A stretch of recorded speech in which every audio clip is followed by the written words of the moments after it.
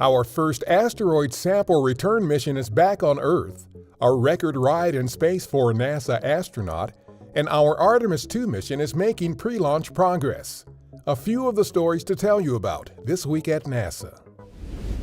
On September 24th, the OSIRIS-REx sample return capsule with samples of rock and dust from asteroid Bennu made its historic return to Earth, marking the end of our first asteroid sample return mission.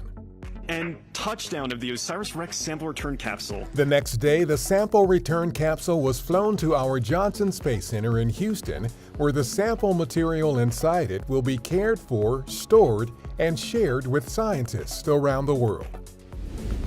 The week saw another historic return from space, this one on September 27th by NASA astronaut Frank Rubio.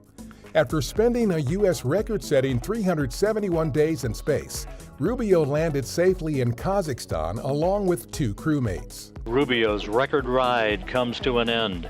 Rubio's extended mission provides researchers the opportunity to observe the effects of long-duration spaceflight on humans.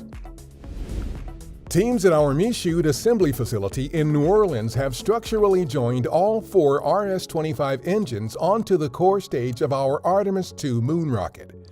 Meanwhile, the Artemis II astronauts recently completed the first in a series of integrated ground system tests at our Kennedy Space Center. The Artemis II flight test around the moon and back is the agency's first crewed mission under Artemis.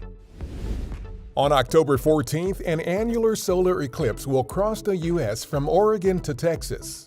An annular eclipse is also known as a ring of fire eclipse because the moon doesn't entirely block out the sun, but instead leaves a bright ring of sun.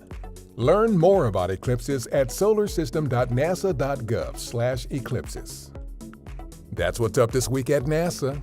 For more on these and other stories, follow us on the web at nasa.gov/twan.